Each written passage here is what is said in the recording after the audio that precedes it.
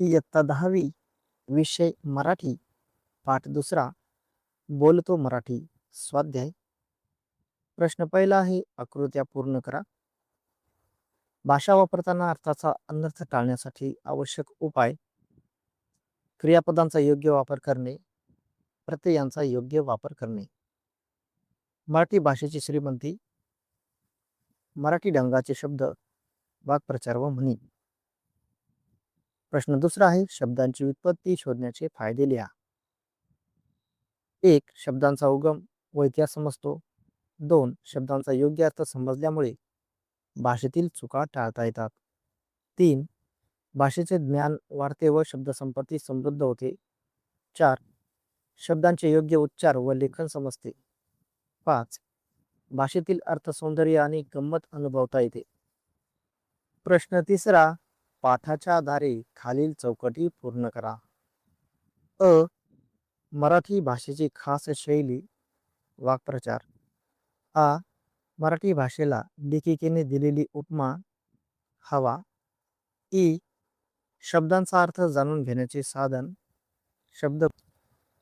प्रश्न चौथा, गटात न बसणारा शब्द ओळखून चौकटी पूर्ण करा. अ. ऐट डौल रुबाब चैन, चैन. आ. कपाळ हस्त ललाट भाल, हस्त. ई. विनोद नवल आश्चर्य विस्मय, विनोद. ई. संपत्ती संपदा कांता दौलत, कांता. उ. प्रख्यात प्रज्ञा नामांकित प्रसिद्ध, प्रज्ञा. प्रश्न पाचवा आहे, खाली दिलेल्या अनेक वचनी नामांचे एक वचनी रूप लिहून त्यांचा वापर करून प्रत्येकी एक वाक्य तयार करा. अ. रस्ते. एक वचनी रूप रस्ता, वाक्य. आमच्या गावातील रस्ता नुकताच दुरुस्त करण्यात आला. आ. वेळा. एक वचनी रूप वेळ, वाक्य. प्रत्येक कामाची एक योग्य वेळ असते. ई. भिंती. एक वचनी रूप भिंत, वाक्य. शाळेची भिंत सुंदर चित्रांनी सजवली आहे. ई. विहिरी. एक वचनी रूप विहीर, वाक्य. गावातील जुनी विहीर आजही पाण्याने भरलेली आहे. उ. घड्याळे.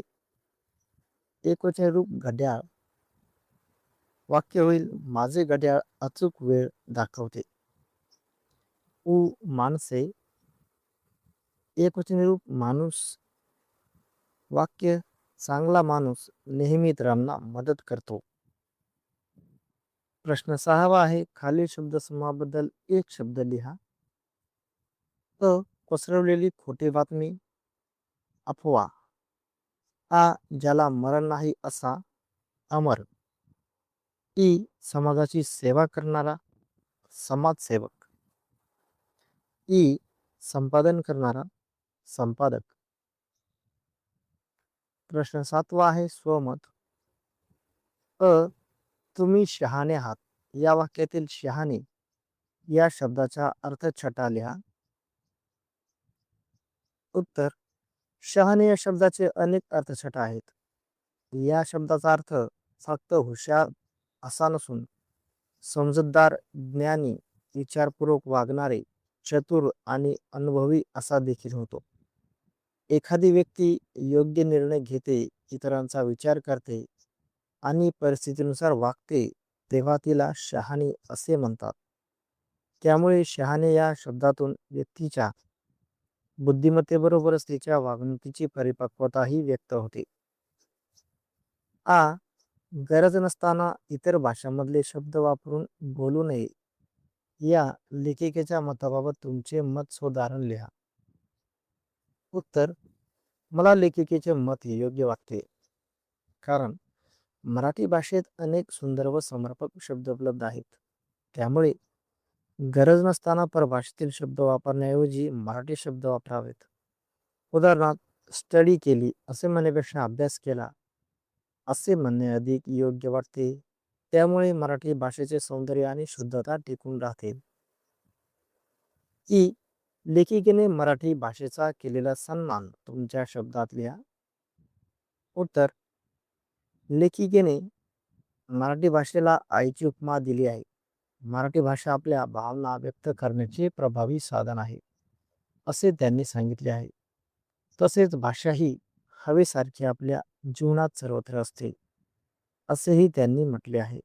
मराठी भाषेचे ज्ञान मिळवून तिचा सन्मान राखावा, असा संदेश लेखिकेने दिला आहे.